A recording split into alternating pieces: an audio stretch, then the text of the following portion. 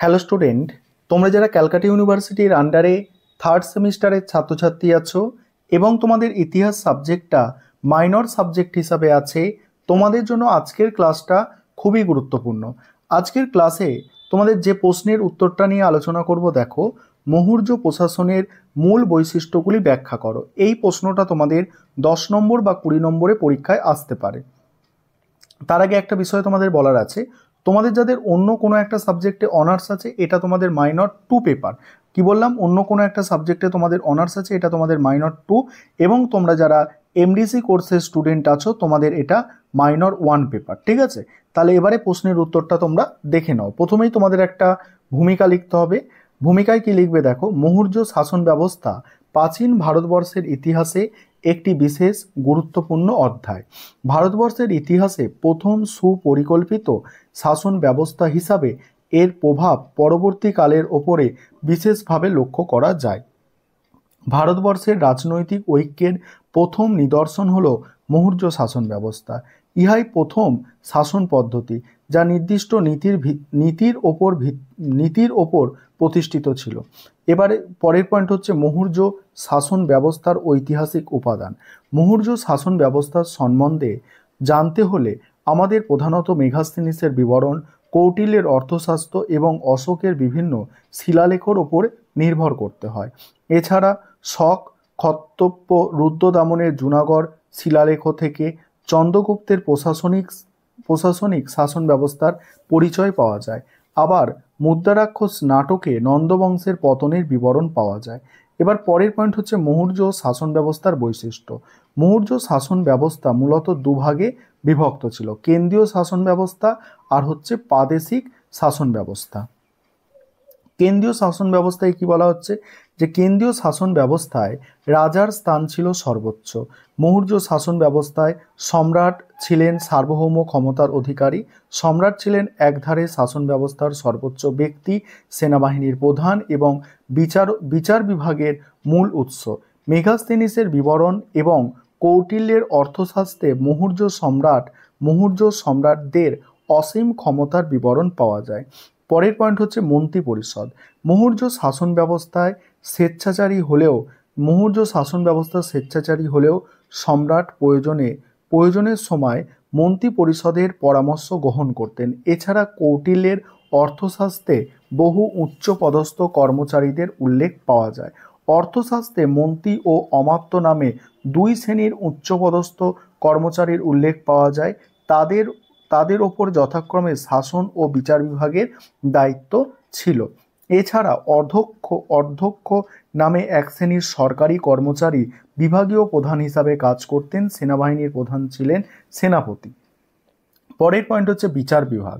বিচার বিভাগীয় ক্ষেত্রে সম্রাটই ছিলেন সর্বপ্রধান এবং শীর্ষস্থানীয় ব্যক্তি। অর্থশাস্ত্রে বহু বিচারালয়ের উল্লেখ পাওয়া যায়। এদের কতগুলি শহরাঞ্চলে বিচারকার্য পর্যবেক্ষণ এবং পরিচালনা করত। মহামাত্য এবং রাজক ছিলেন বিচার বিভাগের উচ্চপদস্থ কর্মচারী। সম্রাট অশোক ধর্ম মহামাত্য পদ সৃষ্টি করেন। তারা অসহায় ও বৃদ্ধদের সাহায্য করতেন। ধর্ম মহামাত্যারা সমগ্র রাজ্যে ঘুরে বেড়ানোয় তাদের ওপর বিচার বিভাগের তত্ত্বাবধানের দায়িত্ব ছিল।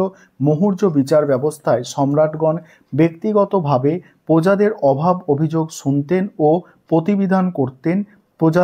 প্রয়োজনে কঠোর দণ্ডবিধি দিতেন। পরের পয়েন্ট আলোচনা করব এবং নোটসের বাকি অংশটুকু আলোচনা করব। তার আগে একটা বিষয় তোমাদের বলার আছে, তোমাদের জন্য অনলাইন কোচিং ক্লাস চলছে। তোমরা যারা পেড ব্যাচে অ্যাডমিশন নিতে ইচ্ছুক আছো, এই নম্বরে যোগাযোগ করতে পারো। 91230000525218 এই নম্বরে তোমরা যোগাযোগ করে পেড ব্যাচে অ্যাডমিশন নিতে পারো বা স্টাডি মেটেরিয়াল পারচেস করতে পারো। চলো পরের অংশটুকু দেখে নাও। পরের পয়েন্ট হচ্ছে সামরিক বিভাগ। সেনাবাহিনীর প্রধান ছিলেন সম্রাট স্বয়ং। মৌর্য সম্রাটগণ ব্যক্তিগতভাবে যুদ্ধক্ষেত্রে সৈন্য পরিচালনা করতেন। অর্থশাস্ত্র থেকে জানা যায় সামরিক বিভাগও ভারপ্রাপ্ত কর্মচারীর অধীনে ছিল। মেগাস্তিনিসের বিবরণে সামরিক বিভাগের 30 সদস্য বিশিষ্ট একটি সমিতির উল্লেখ আছে। এই সমিতির সদস্যরা 6টি ভাগে বিভক্ত। 5 জন সদস্য বিশিষ্ট এই 6টি বিভাগ বিভিন্ন কাজ সম্পাদনে নিযুক্ত থাকত। মৌর্য শাসকগণ গুপ্তচর বাহিনী নিয়োগ করতেন। তারপরে হচ্ছে রাজস্ব বিভাগ। এখানে কি বলা হচ্ছে দেখো, রাজস্ব বিভাগ মৌর্য শাসন ব্যবস্থার অপর একটি গুরুত্বপূর্ণ অংশ। বিশাল সাম্রাজ্যের শাসন ব্যবস্থা সুনিয়ন্ত্রিত অর্থনৈতিক ব্যবস্থার উপর নির্ভর করত। ভাগ ও বলি মৌর্য সাম্রাজ্যের দুটি প্রধান রাজস্ব ছিল। উৎপন্ন শস্যের 6 ভাগের 1 ভাগ ছিল রাজকীয় প্রাপ্য এবং তা ভাগ নামে অভিহিত হতো। খুব সম্ভবত বলি ছিল এক বিশেষ প্রকারের কর। এছাড়া ব্যবসায়ীদের থেকে বিশেষ কর আদায় করা হতো। তারপরে কি পয়েন্ট আছে দেখো, প্রাদেশিক শাসন ব্যবস্থা। মৌর্য শাসন ব্যবস্থার একটি বিশেষ দিক হলো প্রাদেশিক শাসন ব্যবস্থা। বিশাল সাম্রাজ্যের কয়েকটি প্রদেশে বিভক্ত ছিল। প্রদেশগুলি সম্ভবত দেশ বলা হতো। প্রদেশগুলি আবার কতগুলি জেলায় বিভক্ত ছিল।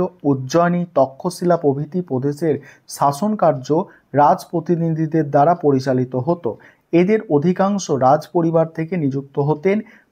প্রাদেশিক শাসনকর্তারা যাতে অতিরিক্ত ক্ষমতাশালী না হয়ে ওঠেন সে বিষয়ে মৌর্য সম্রাটগণ সজাগ দৃষ্টি রাখতেন। মৌর্য শাসন ব্যবস্থায় সবচেয়ে ছোট একক ছিল গ্রাম। গ্রামের শাসনকর্তা ছিলেন গ্রামিক, আর গ্রামিক শাসন বিষয়ে সামান্য ক্ষমতা ভোগ করতেন। গ্রামে চুরি ডাকাতির জন্য তিনি দায়ী থাকতেন। অপরাধীদের গ্রাম থেকে বিতাড়িত করার ক্ষমতা তার ছিল। গ্রামিক নিজের ভরণপোষণের জন্য গ্রামীণ রাজস্বের এক অংশ ভোগ করতেন। গ্রামের মতো শহরগুলিও স্বায়ত্তশাসনের অধিকার ভোগ করত। পরে দেখো মূল্যায়ন, পরের পয়েন্ট, শেষ পয়েন্ট। সামগ্রিক বিচারে বলা যায় মৌর্য শাসন ব্যবস্থায় মৌলিকত্ব রয়েছে। সম্রাট স্বয়ং প্রজা সাধারণের সাথে সম্পর্ক বজায় রাখতেন। তবে মৌর্য শাসন ব্যবস্থার সাথে ব্রিটিশ সংগঠনের সাদৃশ্য লক্ষ্য করা যায়। এখানে গভর্নর জেনারেল, কার্যনির্বাহক পরিষদ মানে ব্যবস্থা পরিষদ, সিভিল সার্ভিসের অন্তর্ভুক্ত কর্মচারী ও অধস্তন কর্মচারীবৃন্দ ছিলেন। কেন্দ্রীয় ও প্রাদেশিক শাসন ব্যবস্থা পরিচালনার জন্য অসংখ্য কর্মচারী নিয়োগ করা হতো। এদিক থেকে দেখলে মৌর্য শাসন ব্যবস্থাকে আপাতদৃষ্টিতে কেন্দ্রীভূত আমলাতন্ত্র বলা যায়। তবে বলা যায় মৌর্য শাসন ব্যবস্থা গড়ে উঠেছিল কেন্দ্রীভূত আমলাতন্ত্র ও স্বায়ত্ত শাসনের সংমিশ্রণে। এই ছিল তোমাদের একটি গুরুত্বপূর্ণ প্রশ্নের উত্তর।